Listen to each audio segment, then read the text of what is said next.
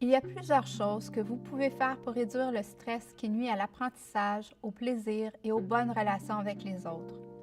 Commencez par veiller sur votre propre bien-être et soyez un modèle positif en matière de gestion de stress. Nous n'insisterons jamais assez sur ce point. Si vous souhaitez donner l'exemple, vous ne pouvez vous permettre d'être toujours complètement épuisé. Par contre, il nous arrive tous d'être stressés et c'est bien de le reconnaître et de l'admettre aux enfants. Essayez de leur en parler ouvertement et ensuite faites des étirements et respirez profondément. Les enfants apprendront en vous regardant faire. Vous pouvez également apprendre beaucoup en les observant. Prenez le temps de bien les observer. Relevez les stresseurs et prenez note de l'influence du tempérament.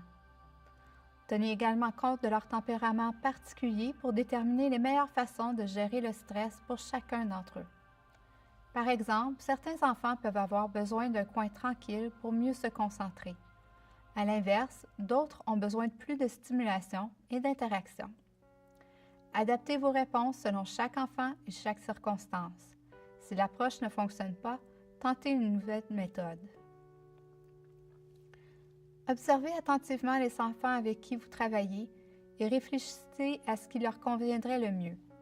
Prenez soin de répondre avec sensibilité aux enfants gênés, tranquilles et anxieux. Bien que leur comportement attire moins l'attention, les recherches démontrent qu'ils ont tendance à subir davantage les effets négatifs du stress que leurs camarades plus extrovertis. N'oubliez pas le pouvoir de votre voix. Le simple fait de parler d'une voix douce et calme peut être rassurant pour ces enfants. Rappelez-vous que certains enfants auront besoin d'activités de remplacement. La plupart des enfants adorent courir et bouger dans des gymnases animés ou à l'extérieur. Par contre, pour certains enfants plus sensibles au bruit et qui ont des difficultés sensorielles, ces activités et ces environnements peuvent causer du stress et de l'inconfort. Prévoyez d'autres activités pour ces enfants particulièrement sensibles. Offrez des exutoires pour permettre aux enfants de s'exprimer et de recevoir de l'empathie et du support afin de les aider à comprendre leurs fortes émotions sans qu'ils se sentent mauvais, honteux ou embarrassés. Leur comportement difficile est peut-être une manière d'exprimer un besoin d'attention. Permettre aux enfants de nommer une émotion et de décrire leurs sentiments par des mots peut avoir un effet très calmant et favoriser le développement de la maîtrise de soi. Offrez aux enfants des possibilités d'animer des activités ou d'aider des camarades qui ont des difficultés. Vous serez étonné de voir comment l'énergie perturbatrice d'un enfant peut se transformer en leadership positif s'il se voit confier des tâches stimulantes et intéressantes. Vous pouvez donner à ces enfants des responsabilités particulières en leur demandant d'aider un camarade dans une activité avec laquelle ils ont de la facilité. Voici quelques stratégies pratiques qui visent à aider les enfants à faire face au stress et qui aident à créer un milieu paisible. Consacrer du temps aux activités physiques. Ce n'est pas seulement amusant, c'est une excellente façon d'évacuer le stress. Prévoyez des périodes de travail et des périodes de jeu individuels. Cela permet aux enfants de passer des moments seuls avec eux-mêmes et représente une façon de relaxer et de refaire le plein.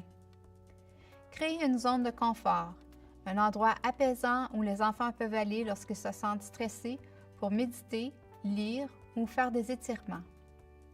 Passez le plus de temps possible avec chaque enfant individuellement afin d'en apprendre davantage sur leurs sentiments, leurs champs d'intérêt et leurs expériences personnelles. De cette façon, vous les aiderez à découvrir les aspects positifs de leur personne. Vous pouvez leur faire part de ce que vous aimez, de leur personnalité et de leur parler de leurs talents particuliers. Si un enfant démontre des signes de stress de manière persistante ou des changements de comportement inquiétants, discutez avec ses parents ou intervenants et tentez de trouver ce qui le dérange de manière à pouvoir l'aider. Nous vous avons présenté quelques aspects de la théorie associée au stress ainsi que quelques principes directeurs permettant de réduire le stress. Nous allons maintenant nous pencher sur quelques-unes des ressources élaborées par la Fondation de psychologie à l'intention des éducateurs et autres intervenants qui travaillent auprès des enfants de 6 à 12 ans. Le programme Nos enfants et le stress est une ressource qui vise à permettre aux personnes qui travaillent auprès des enfants de 6 à 9 ans de créer un environnement paisible en favorisant la maîtrise de soi ainsi que l'acquisition de stratégies de gestion de stress efficaces. le programme Leçons sur le stress met l'accent sur les enfants de 9 à 12 ans. Chaque programme présente des activités qui permettent d'aider les enfants à comprendre le stress et ses impacts sur la santé, l'apprentissage et les rapports avec les autres, d'enseigner des techniques pratiques visant à faire face au stress et à le prévenir, de montrer aux enfants comment réagir aux signes de stress avant qu'ils ne deviennent trop accablants. D'une durée variant entre 5 et 50 minutes, chaque activité peut facilement s'intégrer à un curriculum ou à un autre programme. Chaque activité tire profit de l'activité précédente. La séquence qui nous semble la plus efficace débute par une période d'étirement ou de relaxation par le mouvement, suivie d'une période de respiration, d'exercice d'imagination et de résolution de problèmes. Les enfants auront de la difficulté à résoudre des problèmes individuellement ou en groupe s'ils sont contrariés ou stressés.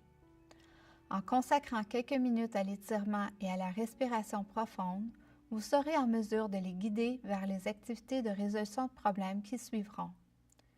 Nous explorerons quelques-unes des activités spécifiques au programme en commençant par les activités d'étirement et de respiration. Nous poursuivrons ensuite avec les activités liées aux émotions et à la résolution de problèmes.